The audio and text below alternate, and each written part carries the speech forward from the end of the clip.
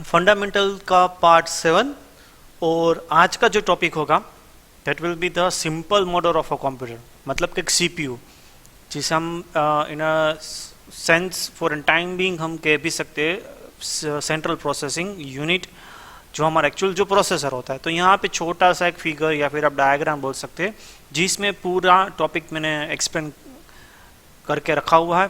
ठीक है, तो सबसे पहले तो इसमें जो आती है वो क्या क्या चीज़ आती है। सबसे पहले तो हमारा जो एक्सटर्नल हम जो फिजिकली जिसे टच करके देख पाते हैं that will B input and output device. वो कनेक्ट होता है मेमोरी से, मेमोरी कनेक्ट होती है कैश मेमोरी से, कैश मेमोरी कनेक्ट होता है एएलयू से, एएलयू कनेक्ट होता है कंट्रोल यूनिट से, और कंट्रोल यूनिट जो कनेक्ट होती है वो हमारी ऑक्सिलरी स्टोरेज मतलब कि जो हमारी हार्ड डिस्क होती है उसके साथ कनेक्ट होती है, और जो हार्ड डिस्क होती है वो हमारी जो मेन मेमोरी होती है उसके साथ भी कनेक्टेड होती है। अब ये जो फिगर मैंने पूरा जल्दी जल्दी यूं ही बोल दिया, उसे चलो अब डिटेल में हम एक्सप्लेन करके समझते हैं कि आखिर ये चीज़ क्या है।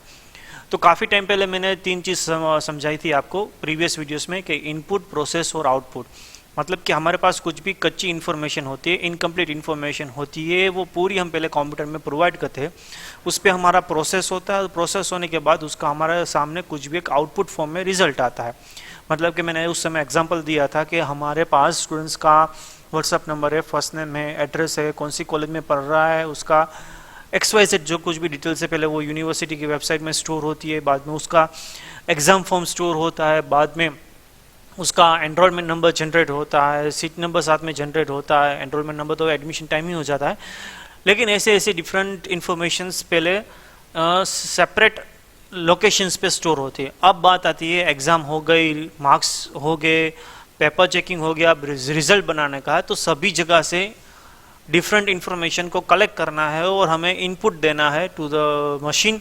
मशीन सभी इन्फॉर्मेशन को कलेक्ट करके प्रोसेस करके हमें एक रिजल्ट बना के स्क्रीन पे दिखाता है। तो अब ये जो चीज़ मैंने एक्सप्लेन की थी इनपुट, प्रोसेस और आउटपुट, उसको हम डिटेल में एक्सप्लेन करते हैं। तो सबसे पहले तो इनपुट डिवाइस क्या है, जैसे कि यहाँ पे मैंने लिखा हुआ है माउस है, कीबोर्ड है, लाइट पेन है, जॉयस्टिक है, कोई भी ऐसा डिवाइस हो जिससे हमारी जो कुछ भी डेटा होता है, हमारा जो डेटा है हम कंप्यूटर को देते हैं इन एनी फॉर्म, तो वो हमारा इनपुट डिवाइस हो जाता है। स्कैनर को भी हम इनपुट डिवाइस बोल सकते हैं क्योंकि हमारा जो कुछ भी पिक्चर फॉर्मेट में डेटा होता है, ठीक है, हमारा जो पेपर फॉर्मेट में डेटा होता है हम उसका स्कैन करते हैं और कंप्यूटर में उसको स्टोर करवाते हैं, तो उसे भी हम इनपुट ही बोलते हैं। बाद में आता है आउटपुट। मैंने यहाँ पे बोल्ड नहीं किया है, लास्ट में एग्जाम्पल में लिखा हुआ है मॉनिटर है, प्रिंटर है और स्पीकर है। तो ये सब क्या चीज़ हुई, हमारी आउटपुट। तो एक सोर्स हुआ हमारा इनपुट का और दूसरा हमारा डेस्टिनेशन हुआ आउटपुट का। अब मान लो कि कोई भी चीज़ हमने इनपुट की, ठीक है, हमने हेलो वर्ल्ड टाइप किया, तो हेलो वर्ल्ड डायरेक्टली वो जो हमारा प्रोसेसर होता है उसके पास नहीं जाता, वो पहले स्टोर होता है to the main memory. Main memory store करके वो जाती है कैश मेमोरी। अब कैश मेमोरी हम इस टॉपिक में नहीं लेंगे क्योंकि वो आउट ऑफ द टॉपिक हो जाएगा, लेकिन हमारा जो CPU है और CPU के सब पार्ट्स ALU और CU है उसे हम कवर करेंगे। अब कैश मेमोरी क्या है वो शॉर्टली मैं फिर भी एक्सप्लेन कर दूंगा क्योंकि आपको लगेगा कि भाई मैंने एक्सप्लेन नहीं किया। It's a kind of memory specially used by processor only. हम जिसे हम रैम बोलते हैं, जो हमारी 4 GB रैम होती है, 8 GB रैम होती है, वो पूरी सिस्टम के लिए होती है, पूरी सिस्टम के लिए। कुछ भी सिस्टम में वर्क करना है तो वो रैम थ्रू होता है, लेकिन अगर प्रोसेसर को कुछ वर्कआउट करना है तो उसके लिए एक स्पेशल मेमोरी होती है जिसे हम कैश मेमोरी कहती है। और कैश मेमोरी की सबसे highest, second highest, note highest, लेकिन सेकंड हाईएस्ट स्पीड से कैश मेमोरी की होती है। लेकिन इसका मतलब क्या हुआ, कैश मेमोरी से भी ज़्यादा कुछ ऐसी चीज़ है हमारी सिस्टम में जिसकी स्पीड उससे भी ज़्यादा है। हाँ है, बाद में उसके बारे में डिस्कस करेंगे, लेकिन सबसे हाई स्पीड कुछ चीज़ की होती है उसके मैं कवर नहीं करूँगा। उससे कम हाई स्पीड होती है कैश मेमोरी की, उससे कम रीड राइट स्पीड होती है मेमोरी की, और सबसे कम जो रीड राइट स्पीड होती है ऑक्सिलरी स्टोरेज मतलब कि हमारी हार्ड डिस्क की या फिर कोई और एक्स्ट्रा डिवाइस। अब स्पीड की बात करें तो भाई मैं स्पीड बोल रहा हूँ, उसका क्या मतलब, आपने पेन ड्राइव तो यूज़ की होगी, ठीक है। पहले पेन ड्राइव क्या आती थी, USB 2.0 की आती थी। अब पेन ड्राइव कैसी आती है, 3.0 की।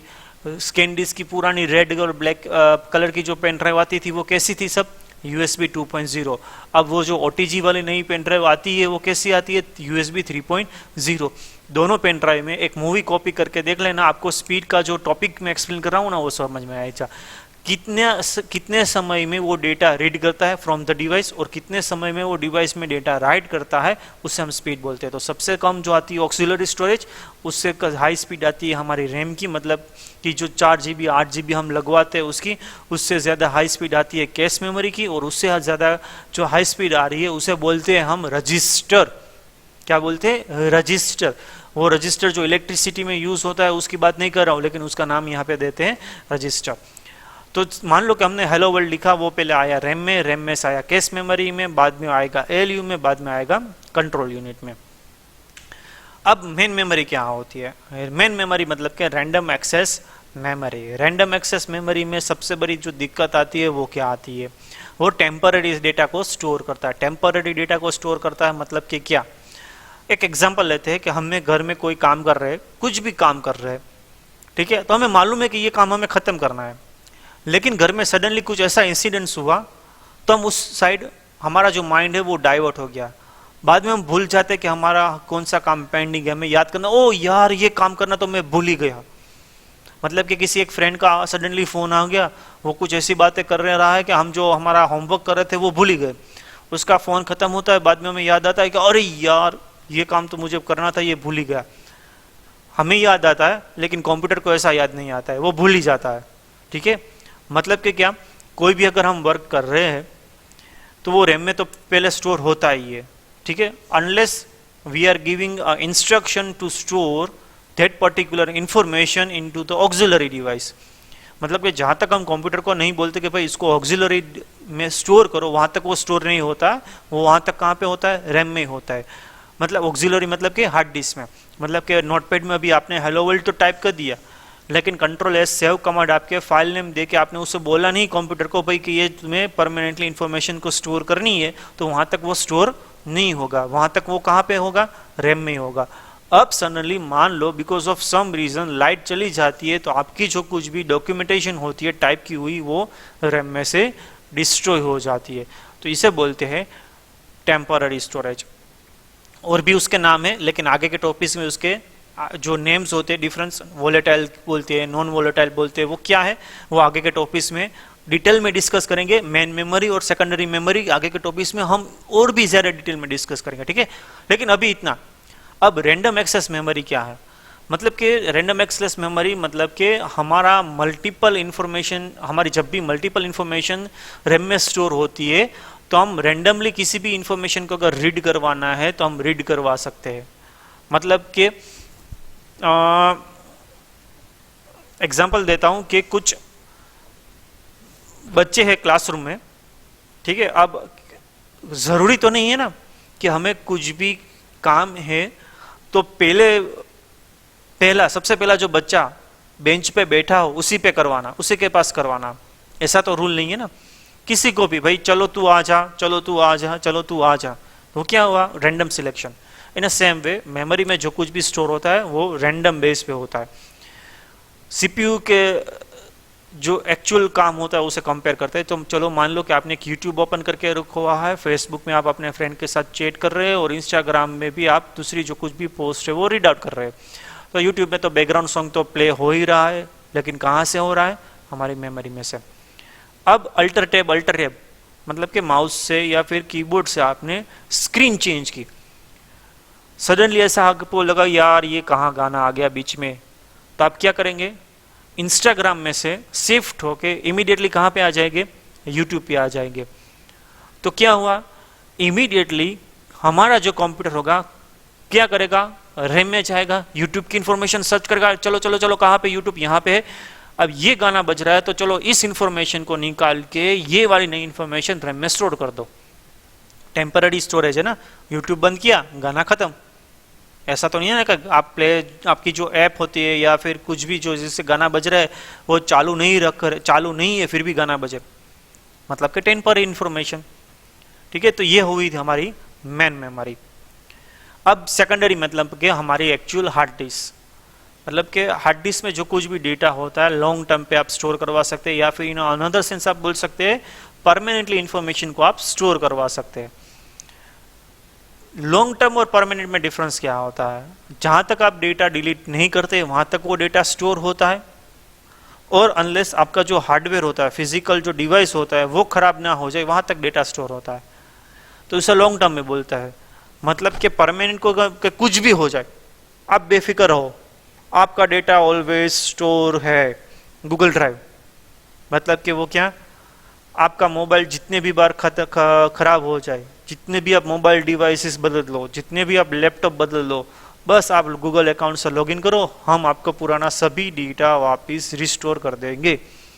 उसे हम शायद परमानेंट बोल सकते, और उसमें भी शायद क्यों कि मान लो कि आपके सिस्टम में ही वायरस आ गया है और पूरा डेटा करप्ट हो गया और गूगल ड्राइव आपने कनेक्ट की है आपकी सिस्टम से, तो क्या होगा, गूगल ड्राइव में भी पूरा वायरस आ जाएगा और सब डेटा डिलीट हो जाएगा। तो अप टू सम लेवल उसे हम पर बोल सकते हैं परमानेंट। लेकिन हमारी हार्ड डिस्क खराब हो गई तो उसका तो कुछ बैकअप होता ही नहीं। हार्ड डिस्क ही हमारी एक्चुअल बैकअप होती है। पेन ड्राइव होती है, पेन ड्राइव में कुछ हमारे importance documents, workout, project level की जो काम चीज़, अरे सर मैंने पेन ड्राइव में कॉपी किया था और पेन ड्राइव ओपन नहीं हो रही है, क्या करूँ?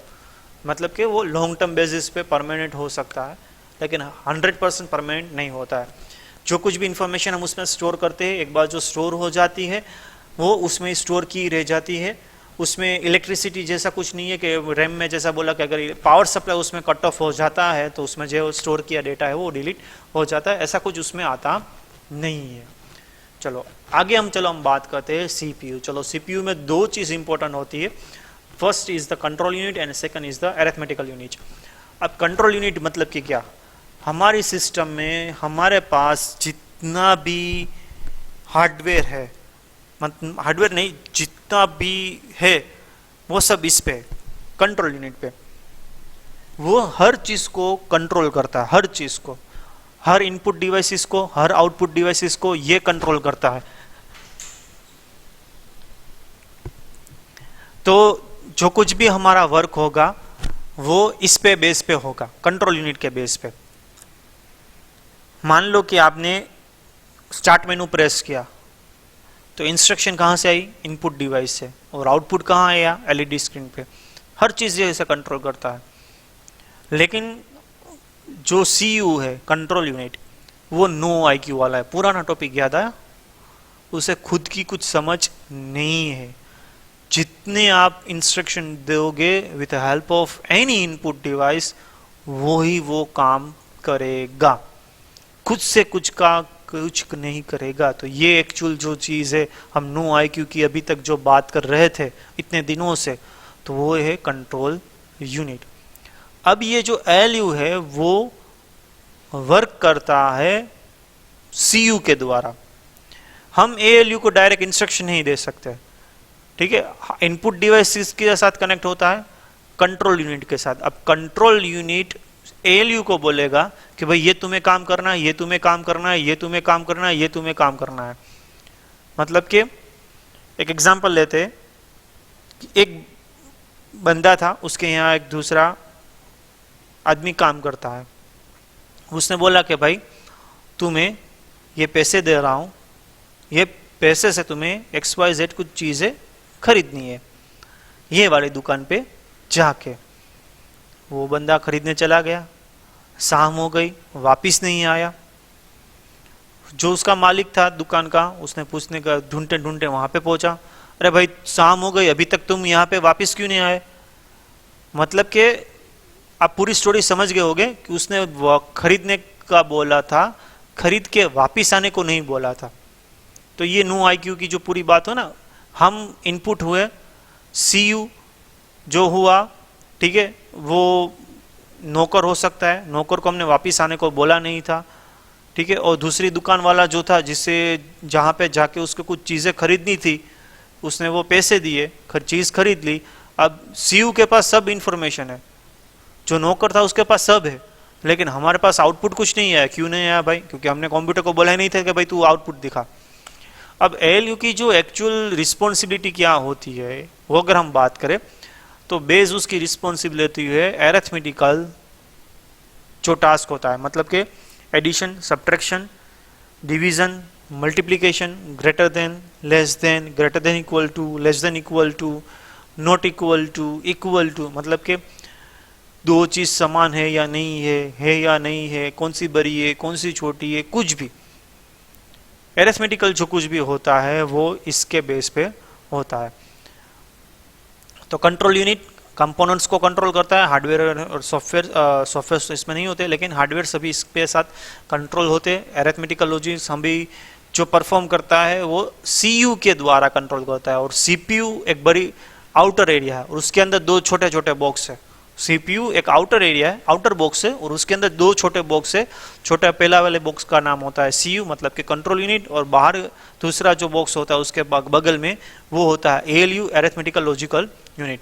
सीपीयू जो कनेक्टेड होता है वो हमारी मेमोरी के साथ, सेकंड मेमोरी के साथ, और इनपुट आउटपुट डिवाइस के साथ सीपीयू कनेक्ट होता है। जो कुछ भी हम इंस्ट्रक्शन देंगे वो सीपीयू में आएगी, सीपीयू वो देगा सीयू को, सीयू देगा एएलयू को, एएलयू वापस देगा सीयू को, सीयू वापस देगा आउटपुट डिवाइस को। तो यहाँ पे हमारी जो स्लाइड थी वो खत्म होती है। आज का बस इतना ही टॉपिक, और वीडियो में सब समझ में आ गया है तो आप लाइक करना, नहीं समझ में आया तो कमेंट में लिखना, ठीक है। सिर्फ डिसलाइक करने से तो हमें मालूम नहीं होगा ना कि आपने क्यों डिसलाइक किया।